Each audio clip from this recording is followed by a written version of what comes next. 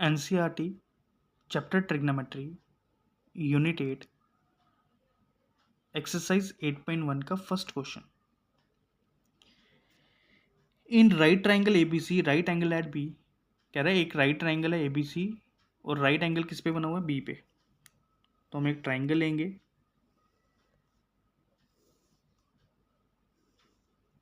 और बी पे 90 डिग्री बना देंगे। तो ए आपका जहां मन करे वहां लिख दो, आप ए यहां भी लिख सकते हो, फिर सी यहां पर आ जाएगा। ठीक है, ए बी हमें मिला हुआ है 24 सेंटीमीटर और BC मिला हुआ है 7 सेंटीमीटर। हमने निकालना है सबसे पहले साइन ए। तो साइन का फार्मूला क्या होता है, परपेंडिकुलर अपॉन हाइपोटेन्यूज। अब एंगल ए है तो ए के सामने वाली साइड कौन सी आ रही है, BC, तो परपेंडिकुलर कौन बन जाएगा, BC। और हाइपोटेन्यूज 90 के सामने वाला होता है तो AC। तो मुझे बताओ AC की वैल्यू है हमारे पास, तो AC की वैल्यू नहीं है तो हम क्या करेंगे, अप्लाई करेंगे PGT। तो लिखेंगे in right triangle ABC by Pythagoras theorem. तो पाइथागोरस थ्योरम क्या होती है, हाइपोटेन्यूज का स्क्वायर बेस का स्क्वायर प्लस परपेंडिकुलर का स्क्वायर। अब पीजीटी में अब ये नहीं है परपेंडिकुलर ये होगा या ये होगा। पीजीटी राइट ट्राइंगल पे अप्लाई करती है और राइट ट्राइंगल का परपेंडिकुलर ये होता है। ठीक है, ट्रिग्नोमेट्री में चेंज करता है, लेकिन जब हम राइट ट्राइंगल के परपेंडिकुलर की बात करेंगे तो वो AB ही रहेगा। तो हाइपोटेन्यूज आ गया AC का स्क्वायर, बेस आ गया BC का स्क्वायर और परपेंडिकुलर आ गया AB का स्क्वायर। वैल्यू डाल लो, BC है 7 का स्क्वायर, AB 24 का स्क्वायर, 7 का स्क्वायर 49, 24 का स्क्वायर 576। ये दोनों प्लस किए तो आंसर कितना आ गया, 625। और स्क्वायर वहाँ जाके क्या बनेगा, रूट। अभी तक हम पढ़ते आए हैं कि स्क्वायर जब हम दूसरी तरफ शिफ्ट करते हैं तो क्या लगता है, साइन पॉजिटिव नेगेटिव लगता है ना। तो यहाँ पे हमने नहीं लगाया, यहाँ पे इसलिए नहीं लगाया क्योंकि ये हम क्या निकाल रहे हैं, साइड, और साइड कभी भी नेगेटिव नहीं लेते, इसलिए हमने साइन यहाँ पे नेगेटिव नहीं लगाया। और 625 का रूट क्या होता है, 25। अब पहले पार्ट में क्या निकालना है, साइन ए, और साइन का फार्मूला पंडित बद्री प्रसाद हर हर बोले। तो ये साइन है, ये कॉस है, ये टैन है ना। तो परपेंडिकुलर का फार्मूला क्या बना, साइन का फार्मूला क्या बना, परपेंडिकुलर अपॉन हाइपोटेन्यूज। अब ए के अकॉर्डिंग परपेंडिकुलर कौन बनेगा, सामने वाली साइड कौन सी आ गई, BC, और हाइपोटेन्यूज AC। BC की वैल्यू है 7 और इसकी वैल्यू है 25। सेंटीमीटर नहीं लगाया क्योंकि सेंटीमीटर कैंसिल हो जाएगा। ऐसे ही नेक्स्ट है कॉस ए। तो कॉस का फॉर्मूला होता है बेस अपॉन हाइपोटेन्यूज। तो अगर ए के अकॉर्डिंग परपेंडिकुलर ही है तो बेस कौन बना, AB, और हाइपोटेन्यूज AC, और AB की वैल्यू है 24 और AC कितना है, 25। नेक्स्ट पार्ट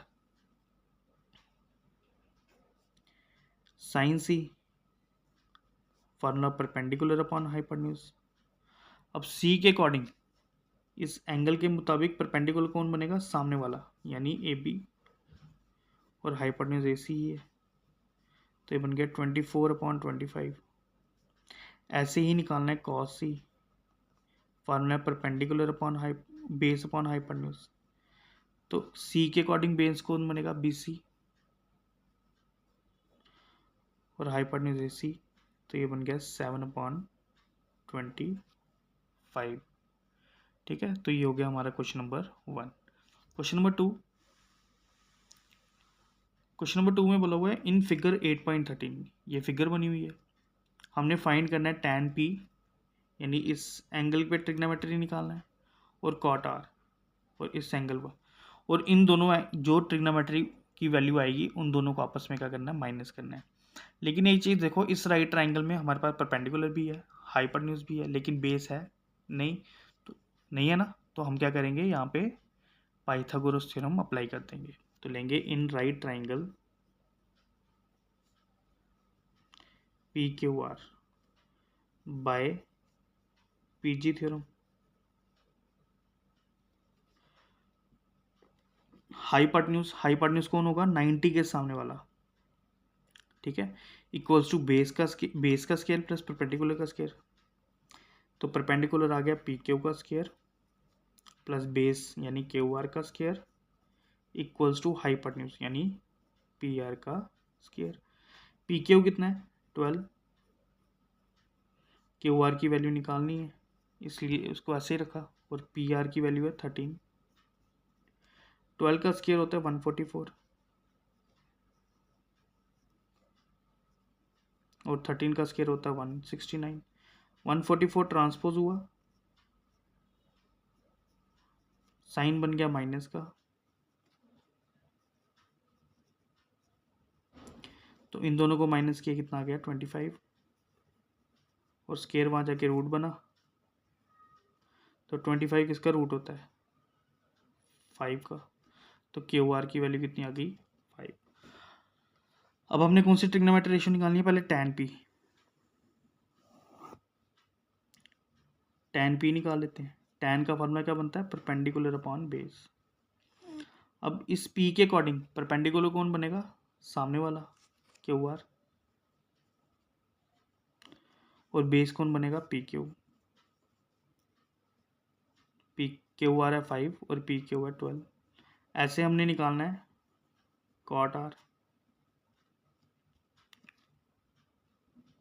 तो कॉट आर के अकॉर्डिंग अब परपेंडिकुलर कौन बनेगा, इसका फॉर्मूला होता है बेस अपॉन परपेंडिकुलर। तो बेस कौन बन जाएगा क्यू आर और परपेंडिकुलर बन जाएगा पी क्यू, तो बन गया 5/12। अब क्या निकालना है, इन दोनों का डिफरेंस, तो वैल्यू पुट करेंगे tan p minus cot R. tan p की वैल्यू 5/12 और इसकी भी वैल्यू 5/12, दोनों आपस में हुए कैंसिल, तो इनका डिफरेंस कितना आ गया 0, ठीक है। अब नेक्स्ट क्वेश्चन जो है,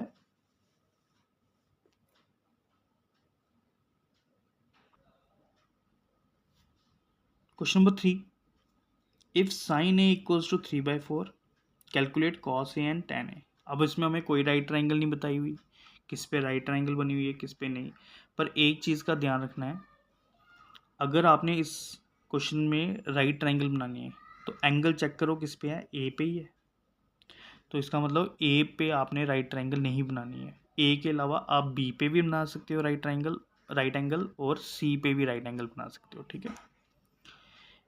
दूसरी चीज़ इसमें, अगर आपके एंगल सेम है, जो आपको ट्रिग्नोमेट्री रेशियो मिली है और जो आपने ट्रिग्नोमेट्री रेशियो फाइंड करनी है, अगर उनके एंगल सही सेम है तो इसका मतलब आपको राइट ट्राइंगल बनाने की ज़रूरत नहीं है। तो इस ट्रिग्नोमेट्री रेशियो को कंपेयर करेंगे हम इसके फार्मूले से, जो इसका फार्मूला बनेगा वो हम उनकी वैल्यू ले लेंगे, और जो चीज़ निकालनी होगी पीजीटी लगा के उसका आंसर निकाल लेंगे, और इन ट्रिग्नोमेट्री रेशियो की जो वैल्यू निकालनी होगी वो पुट करके निकाल लेंगे। जैसे मिला है साइन ए इक्वल्स टू 3/4, तो साइन का फार्मूला होता है परपेंडिकुलर अपॉन हाइपोटेन्यूज, तो इसका मतलब परपेंडिकुलर जो है वो कितना बन गया 3, और हाइपोटेन्यूज कितना बन गया 4। तो इसमें कम क्या चीज़ है, एक बेस, तो ट्रिग्नोमेट्री रेशियो पाइथागोरस थ्योरम लगा के हम बेस की वैल्यू फाइंड कर लेंगे। तो लिखेंगे in right triangle A B C by PGT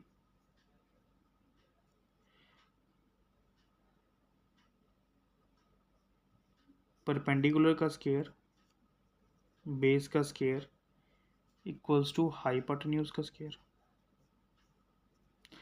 perpendicular है 3, बेस निकालना है, और हाइपोटेन्यूज है 4 का स्केयर। 3 का स्क्वायर हुआ 9, बेस का स्क्वायर और 4 का स्क्वायर हुआ 16।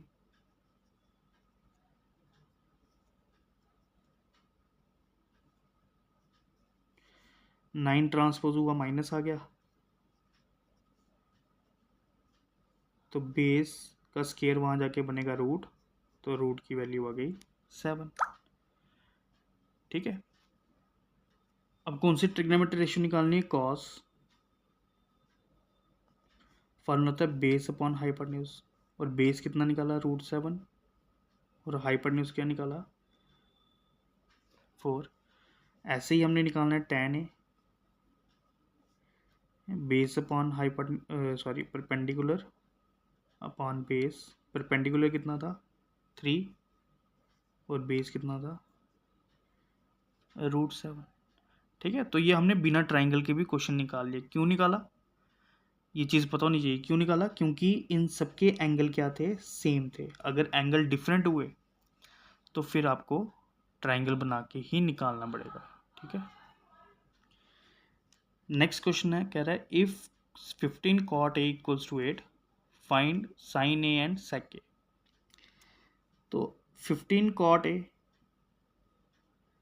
तो cot a इधर ही रखा, 15 को वहां जाके डिवाइड कर दिया,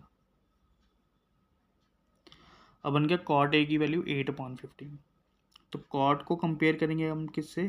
बेस अपॉन परपेंडिकुलर से। अब चेक करो राइट ट्राइंगल बनाने की ज़रूरत है या नहीं, कैसे पता चलेगा? एंगल से। इसका एंगल ए निकालना भी trigonometry ratio with respect to किसके? एंगल ए से। तो राइट ट्राइंगल बनाने की ज़रूरत नहीं है। ठीक है, सीधा लगा देंगे पाइथागोरस थ्योरम। अब बोलोगे अगर ये राइट ट्राइंगल बनाई नहीं तो फिर हम पीजीटी क्यों लेंगे? मैंने आपको पहले ही बताया था ट्रिग्नोमेट्री किस फिगर पे अप्लाई होती है? राइट ट्राइंगल पे। तो इसका मतलब अगर यहाँ पे ट्रिग्नोमेट्री रेशियो है तो ये ट्राइंगल कौन सी है? राइट ट्राइंगल ही है। ठीक है, तो राइट ट्राइंगल पे पीजीटी आराम से लगती है। तो बेस का स्क्वायर प्लस परपेंडिकुलर का स्क्वायर, हाइपोटेन्यूज का स्क्वायर, बेस आ गया 8 का स्क्वायर, 15 का स्क्वायर, हाइपोटेन्यूज का स्क्वायर, 8 का स्क्वायर हुआ 64, 15 का स्क्वायर हुआ 225, हाइपोटेन्यूज का स्क्वायर, इन दोनों को प्लस किया तो आ गया 289, हाइपोटेन्यूज का स्क्वायर, और हाइपोटेन्यूज का स्क्वायर कितना बन गया? 289, और स्क्वायर वहाँ जाके क्या बनेगा? रूट।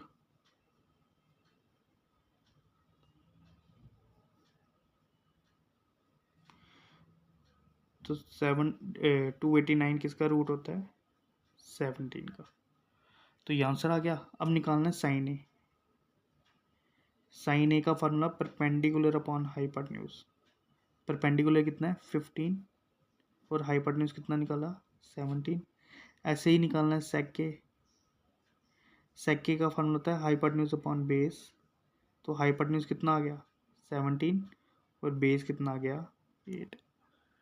ठीक है, तो ये निकला है हमारा आंसर। नेक्स्ट है, given sec theta equals to 13/12, calculate all other trigonometry ratios. हमें sec थीटा दिया हुआ 13/12। अब थीटा जो है ये एक एक्यूट एंगल के लिए हम यूज़ करते हैं, ग्रीक लेटर है जिसको बोला जाता है थीटा। ठीक है, तो थीटा हमने कोई एक एक्यूट एंगल पे डिनोट कर दिया। तो कह रहा है सारी ट्रिग्नोमेट्री रेशियो निकालो। अब किस पे निकालेंगे? जिस पे एंगल मिला हुआ है। किस पे मिला हुआ है एंगल? थीटा पे। तो जितने भी ट्रिग्नोमेट्री रेशियो होंगी वो सारे एंगल निकालने हमने विद रिस्पेक्ट टू थीटा। तो सेक थीटा मिल गया हमें कितना? 13/12। फार्मूला होता है hypotenuse upon perpendicular, sorry base. तो हाइपोटेन्यूज आ गया 13, बेस आ गया 12। निकालना क्या है? परपेंडिकुलर। तो अप्लाई कर देंगे पीजीटी। बेस का स्क्वायर प्लस परपेंडिकुलर का स्क्वायर इक्वल्स टू हाइपोटेन्यूज का स्क्वायर। बेस कितना आ गया 12,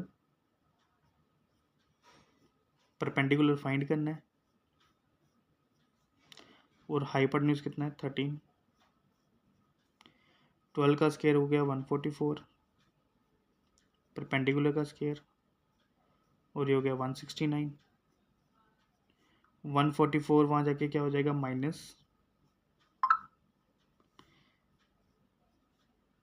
तो इन दोनों को माइनस किया कितना आ गया 25, और परपेंडिकुलर का स्क्वायर वहाँ जाके क्या बन जाएगा रूट, तो इसके रूट की वैल्यू कितनी होती है 5। अब हमने सारी ट्रिग्नोमेट्री रेशियो निकाली, यानी साइन कॉस टेन को सेक नहीं निकालना है, सेक निकाला हुआ, ठीक है, और कॉट।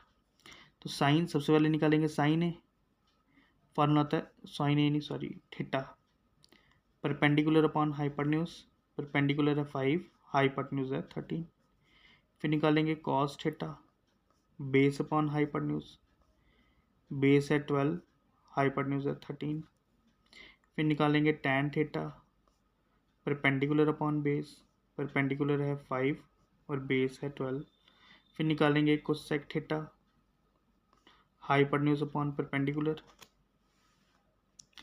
हाइपोटेन्यूज है 13 और परपेंडिकुलर है 5, ऐसे ही निकालना है हमने लास्ट कॉट, और कॉट क्या है बेस अपॉन परपेंडिकुलर, बेस है 12 और परपेंडिकुलर है 5। तो ये हो गया हमारा आंसर कंप्लीट। नेक्स्ट क्वेश्चन,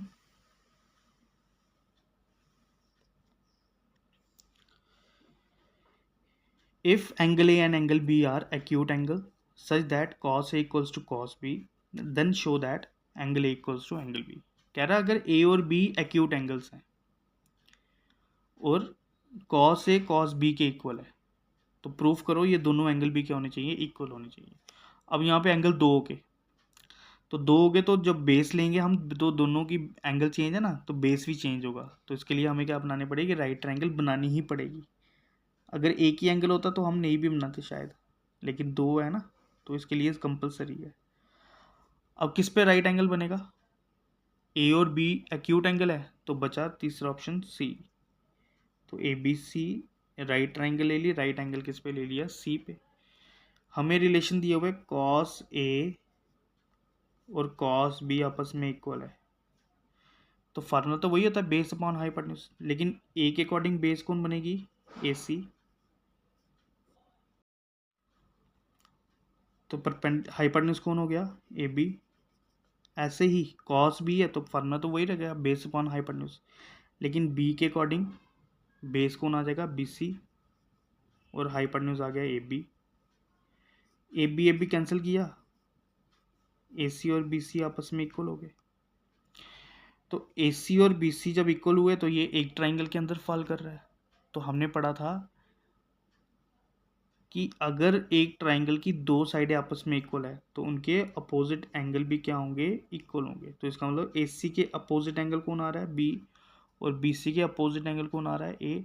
तो ए और बी आपस में क्या हो गए, इक्वल हो गए। इनके लिए रीजन क्या है, angle opposite to equal sides of triangle are equal। ठीक है,